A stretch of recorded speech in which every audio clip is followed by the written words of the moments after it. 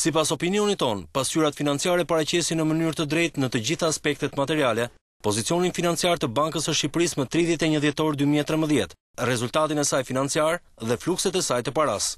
Ky është paragrafi muajit mars të këtij viti përmes të cilit audituesi ndërkombëtar Grant Thornton, kompania e 6 audituese në botë, ka certifikuar bilancin e Bankës së Shqipërisë për vitin 2013, pra të një viti më parë.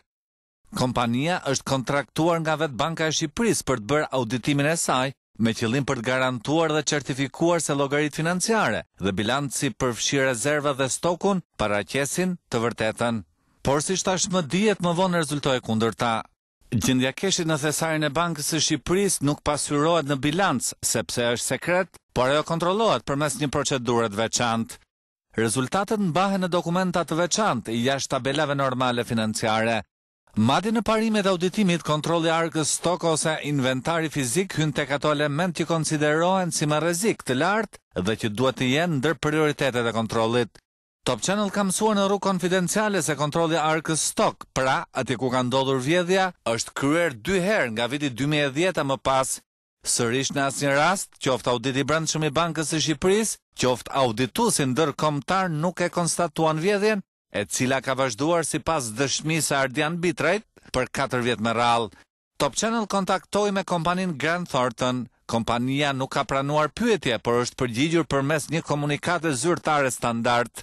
Në deklarat, Grant Thornton thot se ajo është përzgjedhur në vitin 2011 përmes një tenderi publik të organizuar nga Banka e Shqipërisë për kryerjen e auditimit të pasqyrave financiare të saj për 3 vjet dhe se nga Banka e Shqipërisë nuk ka patur asnjë vërejtje për shërbimin dhe rezultatin.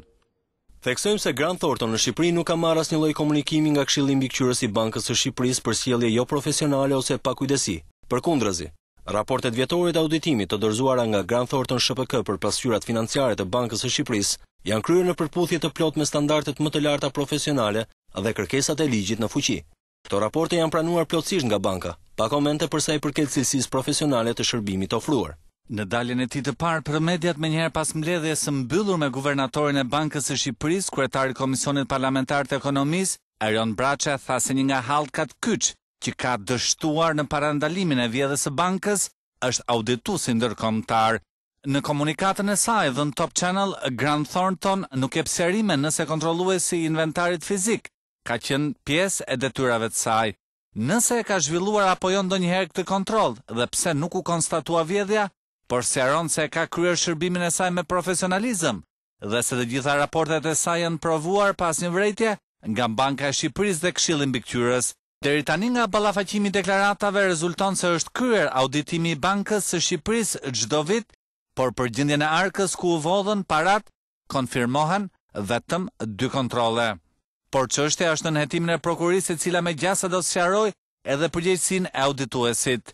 Por për shumë kritik, vjedhja e Bankës së Shqipërisë është një rast i ngjashëm me çështjen Enron, një nga skandalet dhe mashtrimet më të mëdha financiare.